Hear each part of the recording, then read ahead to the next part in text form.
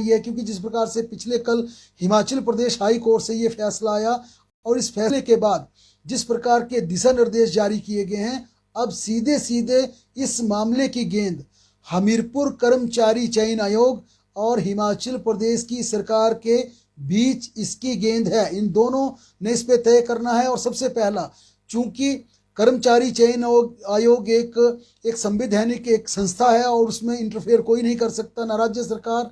इसके चलते सबसे पहले कर्मचारी चयन आयोग ने राज्य सरकार से ये पूछा कि आप क्लैरिफिकेशन दीजिए, अब इस मामले में किस प्रकार की आगामी कार्रवाई करनी है, इसमें क्या किया जाना है। क्योंकि इस पूरे मामले को समझने की कोशिश कीजिए। जब हाई कोर्ट से पोस्ट कोर्ट संख्या 817 का स्टे विकेट हो गया, इसके बाद अब क्या करना, आगे क्या होना है, निर्देश हाई कोर्ट ने जारी कर दिए हैं। स्टाफ सिलेक्शन कमीशन हमीरपुर का इसमें सबसे पहला दायित्व जो बना, जिस पे राज्य सरकार से भी पूछा गया, क्योंकि अगर कोर्ट ने जिस प्रकार की डायरेक्शन जारी की है उसमें सबसे महत्वपूर्ण है कि पोस्ट कोड संख्या 817 के तहत जो रिक्रूटमेंट होनी है, जो लड़की है, उसमें साफ साफ कहा गया कि 2020 के जो आरएनपी रूल्स हैं उसके अनुसार, पिछले रूल्स के नियमानुसार आप इसकी भर्ती का प्रोसेस कर दीजिए।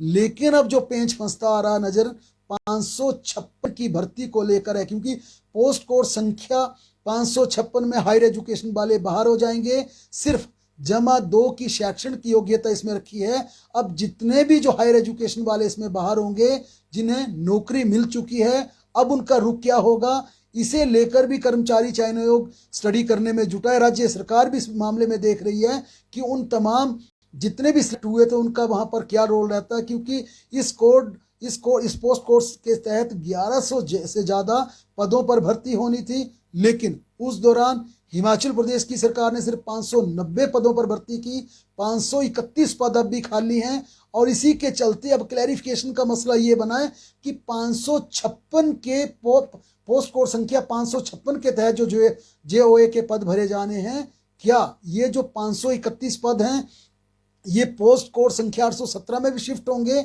साथ ही दूसरी दिक्कत ये कि इनकी जो मेरिट रिवाइज होनी है, इनको जो नए सिरे से इनकी मेरिट बनाने के लिए कहा गया है, तो क्या कुछ लोगों की नौकरी भी जाएगी, कुछ लोग क्या नौकरी से भी बाहर हो जाएंगे।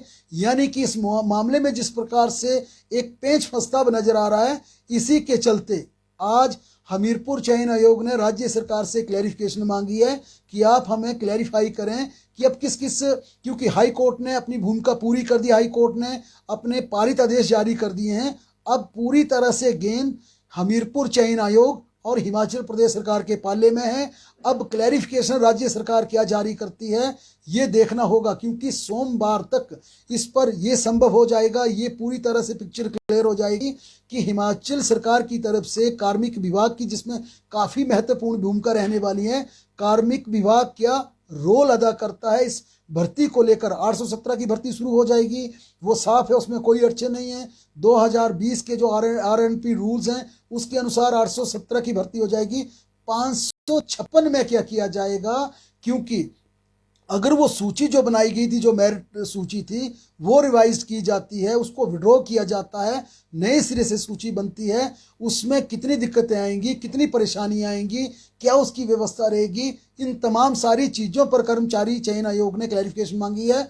और जिन अभ्यर्थियों को या जितने भी इस मामले से जुड़े लोग हैं, जिनको लगता है कि इस मामले से उन्हें नुकसान हुआ है, आज उनका एक प्रतिनिधिमंडल हमीरपुर पहुंचा था कर्मचारी चयन आयोग में। उन्होंने अपनी पूरी व्याथा कर्मचारी चयन आयोग के समक्ष रखी। इस पर यही उन्हें जवाब दिया कि आप इंतजार कीजिए, सरकार से क्लैरिफिकेशन मांगी गई है और सरकार से जब ये क्लैरिफिकेशन आ जाएगी तो स्थिति पूरी तरह से स्पष्ट हो जाएगी। हम ये कह सकते हैं कि मामला अभी तक फंसा हुआ है सरकार और पूरी तरह से कर्मचारी चयन आयोग के बीच।